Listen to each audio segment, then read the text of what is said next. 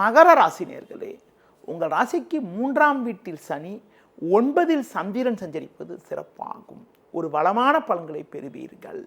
கடந்த 2 நாட்களாக இருந்து வந்த மனக்குழப்பங்கள் எல்லாம் தற்போது விலகி ஏற்றமிகுந்த பலன்கள் கிடைக்கும். தொழில் வியாபாரத்தில் ஒரு நல்ல வளர்ச்சியை அடையக்கூடிய ஒரு வாய்ப்புகள் உண்டு. பண வரவுகள் சாதகமாக இருக்கும். உத்தியோக ரீதியாக பார்க்கின்ற பொழுது ஒரு நல்ல முன்னேற்றத்தை அடையக்கூடிய ஒரு வாய்ப்புகள் உங்களுக்கு உண்டு.